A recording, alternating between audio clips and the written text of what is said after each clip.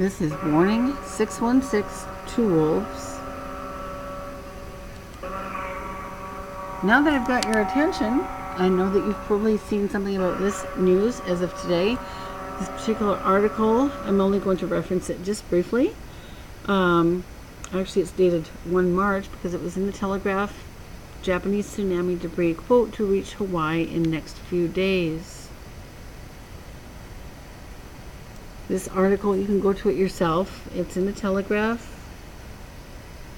www.telegraph.co.uk/news.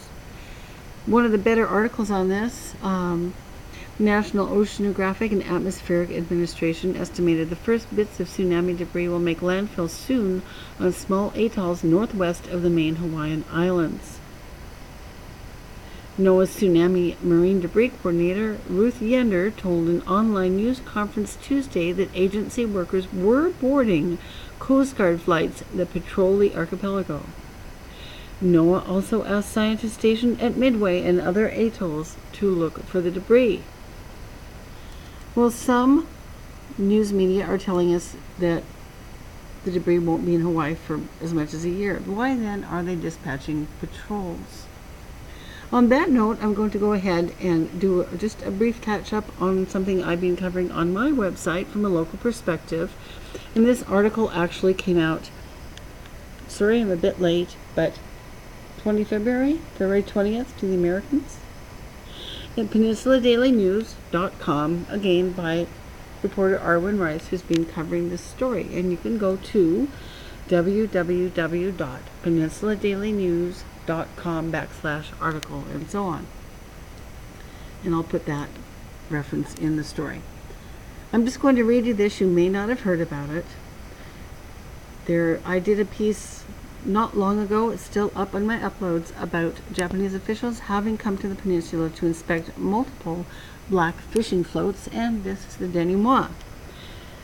Nia Bay. A float found in Nia Bay, suspected as being the first debris reaching the Olympic Peninsula from the March 11, 2011 earthquake tsunami in Japan, has been confirmed as coming from Japan. The buoy was examined by members of the Japanese consulate in Seattle in January, and that's in an earlier vid that I did, and photographs and measurements of the buoy were sent to Tokyo to be examined by experts. It has been confirmed that this type of buoy has been manufactured by a Japanese company and used at oyster farms in the Hohoki and Hokuriku regions of Japan, said an official statement released by Japanese consul Tetsuo Kobayashi. However, whether the buoy was ripped loose by the tsunami or was adrift before the seismic event cannot be confirmed, the statement said. Seattle oceanographers Curtis Ebesmeyer and Jim Ingraham announced the find during a December lecture. Since the Nia Bay discovery, several more of the black 55-gallon drum-sized floats have been discovered on Pacific beaches of the Olympic Peninsula and Vancouver Island. About 1/4 of the 100 million tons of debris from the Japanese tsunami is expected to begin to make landfill on Pacific beaches next year, Ebesmeyer said. I do think this gentleman's an expert on the topic, and that's very much at odds with what some MSM are stating will be only 1/100th or 1/10 of the debris. So let's go with Mr. Ebesmeyer. I then have another article that's by Arwen Rice. It's recently came out 2 days ago. It's recently been revised. There's a picture of an Asian tube of toothpaste found on the peninsula. It's being stated that that is not Japanese writing. Go ahead and have a look at the article, eh? Peninsula Daily News, 27 February. Someone might be able to confirm that one way or the other. I just think that I would like you to go and look at the article and draw your own conclusions. I'm not meant to be editorializing here, am I?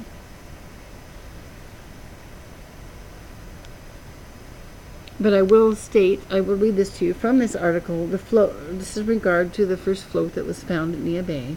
Quote, it came ashore exactly when and where Ebesmeyer and Ingram's model predicted the first tsunami-related items should start arriving. Ebesmeyer, who continues to track the debris, said Tuesday he's preparing a guide to help beachcombers recognize the difference between trash and tsunami debris. When it's ready, the guide will be posted at his website, http://beachcombersalert, all one word, .blogspot.com. And you can also look into what Surfrider Foundation is discovering. They probably have a lot to say about it. They've been discovering a great deal of debris, which is believed to probably be Japanese in origin. Recently, a pile of lumber with Asian writing was found on an area beach, but it was raw, unused lumber that probably fell off a cargo ship.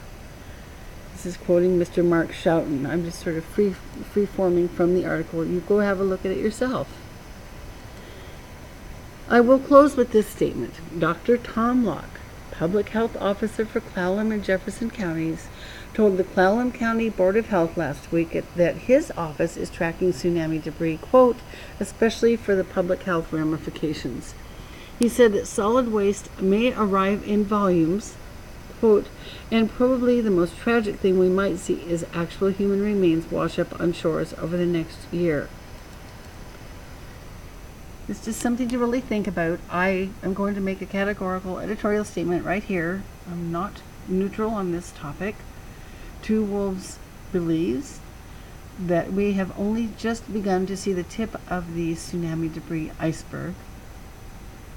Approach with caution and with sorrow, whatever you may find.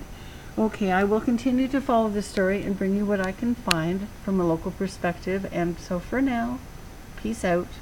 This is Two Wolves out.